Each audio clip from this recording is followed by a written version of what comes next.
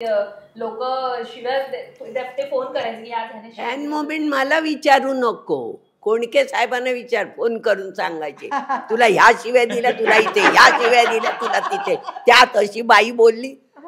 कोणी असं मी ऐकलंय की आमच्या ह्याच्यात सीन चालू होते आणि बाळ रडायला लागलं आणि ते डिस्टर्ब व्हायला लागलं म्हणून त्याचं तोंड दाबून ठेवलं होतं पोराचं.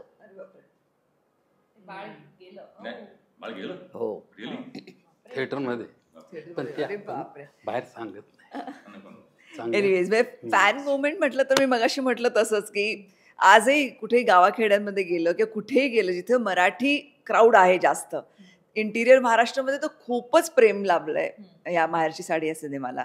आणि मला बिजली बिजली आणि तुम्ही ट्रॅक्टर कसा चालवलात वगैरे आज विचारतात, अजूनही विचारतात की ट्रॅक्टर कसा चालवलात वगैरे. म्हणजे एक वेगळंच काहीतरी एक मजा आहे. आणि एवढ्या वर्षानंतर त्या सिनेमासाठी माझी आठवण काढणं मला खरंच खूप छान वाटतं. पण गट्टी कशी जमली तुमची सगळ्यांची त्यानंतर?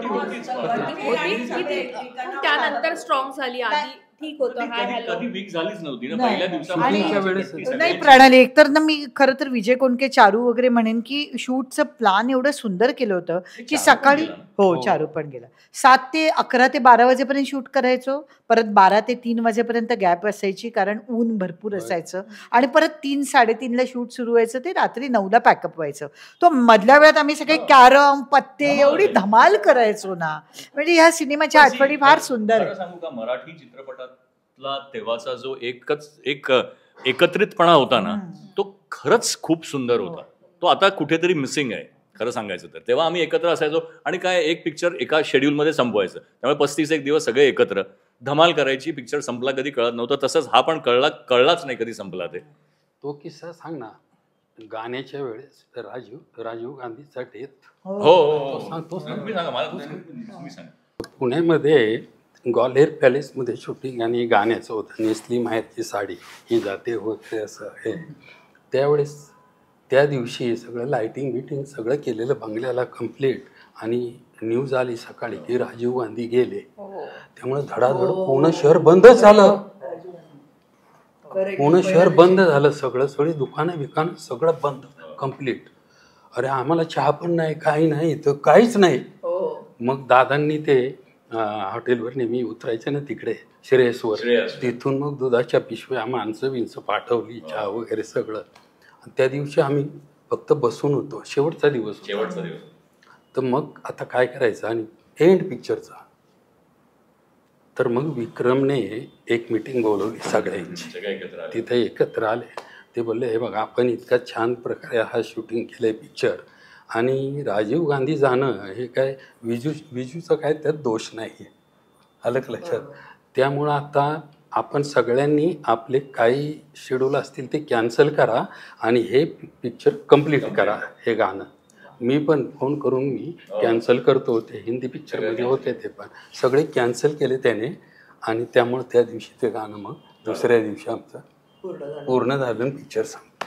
निश्चित. या एंडिंग नोटला ना मला आता जशी आठवण काढलीच तुम्ही सगळ्यांनी, जी मिस करतोय आपण सगळ्यांना, पण युनिव्हर्सने जर संधी दिली आणि आता समोर विजू मामा आले किंवा रमेश सर आले किंवा आशालताताई गेल्या, तर काय बोलावं असं वाटेल? प्रत्येकाने एक पटकन बोलून घ्यायचंय त्यांच्याशी. आज आपण जमलो इथे त्या निमित्ताने. आम्ही त्याला मिठी मारेन मी, म्हणजे या सगळ्यांनाच इतकं प्रेम आमचं एकत्र, जरी आम्ही दररोज फोन करत नसलो तरी तो जर आज समोर आला तर म्हणजे कदाचित मला काहीच सुचणार नाही, एवढा आनंद होईल त्याला बघून. दोघांनाही, विजयला म्हणा किंवा रमेशला म्हणा किंवा आशालताबाईंना म्हणा, या सगळ्यांचं प्रेम इतकं खूप खूप छान. म्हणजे आता सुद्धा मला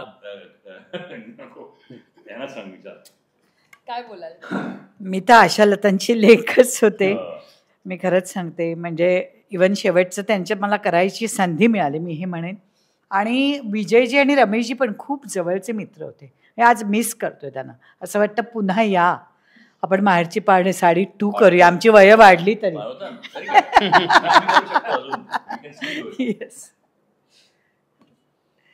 माझा पहिला चित्रपट ॲज अ हिरोईन आणि रमेश भाटकर विलन, असं आमचं कॉम्बिनेशन. आणि नंतर कितीतरी सिनेमे, कितीतरी नाटकं, म्हणजे आम्ही एकत्र काम करतच राहिलो. आणि विजय चव्हाण त्याच्याबरोबर पण किती सिनेमे केले मी, अलका, विजय, प्रशांत, आमची म्हणजे ते चौघांची अशी एक पेअरच होती. सगळे 2 जोड्या आम्ही सतत या पिक्चरमध्ये त्या पिक्चरमध्ये आम्ही असं असायचो. तर खूप प्रेम, खूप आपलेपणा ह्या सगळ्यांबद्दल. म्हणजे कलाकार म्हणून तर आहेत, पण ते इतके छान मनुष्य होते ना. म्हणजे आशाताईंबरोबर खूप काम नाही केलं, थोडंसंच काम केलं मी, पण त्यांच्याबद्दल खूप आदर. आणि अक्षरशः we all miss them a lot, कारण ते लेजंड्स होते, रत्न होते आपल्या मराठी सिनेमाचे. आणि माझे यजमान दीपक बलराज, त्यांनी माहेरची साडी जेव्हा पाहिला ना विजयजी, तेव्हा त्यांनी तुम्हाला कॉल केला होता. ते म्हणाले अनबिलिव्हेबल, उस जमाने में ये फिल्म कैसे बनाई इन्होंने. म्हणजे तो पण एक फॅन मोमेंट होता की त्यांच्याकडनं, ते नॉन महाराष्ट्र असून त्यांनी मराठी सिनेमा इतक्या छान डिटेलमध्ये पाहिला. त्यांनी खूप अप्रिशिएट केला. आणि रमेश देव वगैरे सगळेच त्याचे मित्रही होते दीपकचे. तर आम्ही सगळेच खूप मिस करतो. त्याच्या घरचे गणपती मिस करतो. मी आणि अलका नेहमी त्याच्या घरी गणपतीला जायचो रमेशच्या. या सगळ्या मुवमेंट्स असतात, ते आपल्या मनामध्ये कोरलेल्या असतात. आणि कधीतरी आपल्यापासून हे लोक दूर जातात, तेव्हा मग निश्चित थोडं आपण मिस करतो त्यांना डेफिनेटली. आशालता, विजय, विक्रम या सगळ्यांबरोबर मी काम केलेलं आहे.